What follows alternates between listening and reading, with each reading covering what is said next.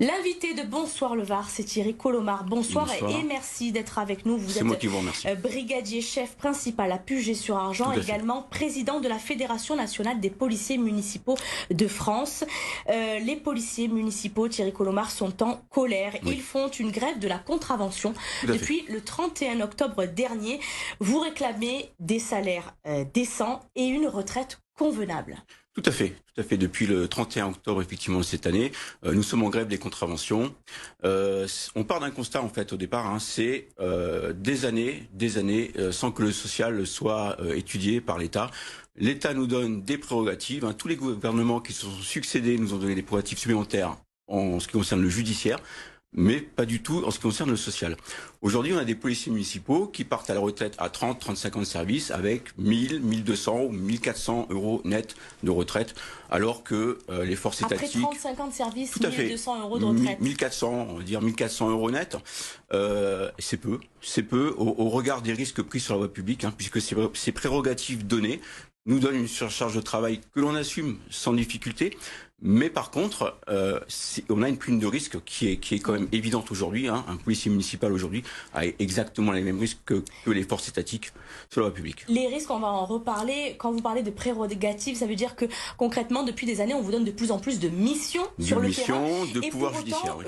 Les salaires ne sont pas revalorisés, c'est ça? C'est ça. En fait, nous, on a besoin de reconnaissance. La reconnaissance, pour l'État, ça serait vraiment aujourd'hui de dire les policiers municipaux ont les mêmes missions que les forces étatiques sur la voie publique, ce qui est vrai, on n'a rien à envier aux patrouilles étatiques sur la voie publique. On a les mêmes risques qui sont liés aux missions. On ne sait jamais comment va commencer la journée, on ne sait jamais sur quoi on va tomber. On peut avoir des stationnements gênants, c'est vrai, mais aussi on peut avoir un différend familial, on peut avoir un braquage, un main armée. On peut avoir, comme certaines villes comme Nice ou même Arras, rencontrer un terroriste. C'est ça. Vous intervenez sur un large panel d'actions, effectivement. Toutes les missions de voie publique, tout ce qui peut arriver sur la voie publique aux forces étatiques peuvent arriver aussi aux policiers municipaux qui, eux, sont sur le terrain 24 heures sur 24, jour et nuit. Les policiers municipaux sont là. La plupart du temps, d'ailleurs, dans 90% du temps, ils arrivent les premiers sur les lieux. Voilà. Vous êtes souvent les premiers Tout à fait, primo-intervenants. Sur la ligne de front. Et pour autant, vous n'avez pas de revalorisation ni des salaires, ni d'avantages pour la retraite. Non, c'est ça. D'ailleurs, vous demandez également à ce que les primes soient prises en compte pour le calcul de vos retraites. Tout à fait.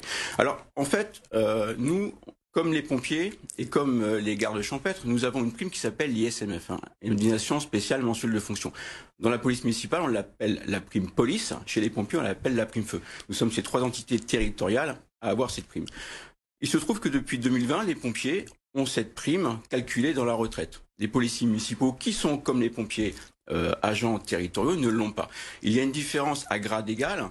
On va dire un brigadier chef principal comme moi est équivalent à un adjudant des pompiers et nous sommes sur exactement la même grille indiciaire. Il n'y a pas de différence. Nous sommes sur la même grille indiciaire.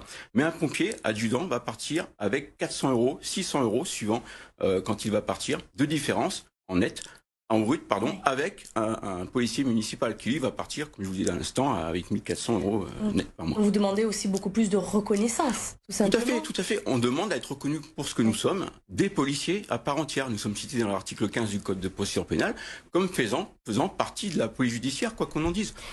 Vous parliez tout à l'heure, Thierry Colomard, des risques encourus pour les policiers municipaux sur le terrain et sur le front toute la journée. Effectivement, votre métier a beaucoup changé ces derniers temps. On le voit également avec la montée de la délinquance, les manifestations de plus en plus fréquentes, également des émeutes. Là aussi, les policiers municipaux sont souvent les premiers arrivés sur le terrain. Est-ce que vous le sentez, vous qui avez 20 ans de carrière derrière vous, est-ce que vous sentez cette évolution du métier et ce risque qui monte? Alors oui, on le ressent déjà au niveau du respect par rapport à la délinquance, qui a quand même beaucoup moins de respect pour les policiers en général, même pour les forces étatiques, que ce soit gendarmes, policiers nationaux. On se fait cracher dessus, on se fait insulter, on se fait même tabasser parfois. Nos enfants dans les cours d'école se font aussi traiter d'enfants de sales flics.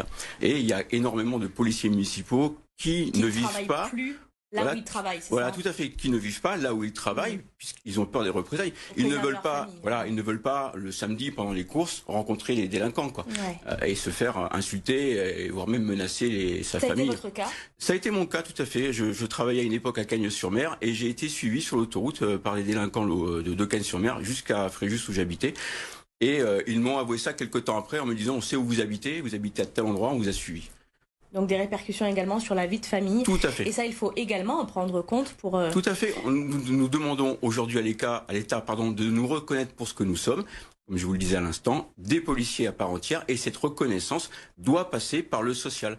Il faut que nos salaires soient revalorisés, il faut que nos retraites soient décentes. Je le disais, vous faites une grève sur les contraventions. Ça veut dire que les policiers municipaux ne mettent plus de contraventions, quasiment plus, parce que vous tapez dans la caisse de l'État pour taper, pour marquer votre action, c'est ça? Tout à fait. Alors, ce qu'il faut savoir, c'est qu'il y a quelques mois, un collectif s'est mis en place, le collectif des policiers municipaux en colère. Il est composé de 10 syndicats, d'une association de cadres de la sécurité et de la Fédération nationale des policiers municipaux. Les syndicats représentatifs qui composent ce mouvement ont décrété la grève des contraventions, donc le 31. Nous ne verbalisons plus, sauf bien sûr tout ce qui est dangereux. Quelqu'un qui va griller un feu rouge, un gros excès de vitesse, une ceinture qui n'est pas mise. Effectivement, là, il y aura contravention. Pour le reste, on va être plus clément, les stationnements gênants, ce qui ne va pas porter atteinte à la sécurité des personnes et des biens. Là, par contre, oui, on sera un peu plus indulgent, oui. Merci beaucoup. Nous suivrons cette action de près. Merci beaucoup, Thierry Colomard, d'avoir été l'invité de ce Bonsoir le Var. Vous restez avec nous, l'information continue sur BFM Toulon Var.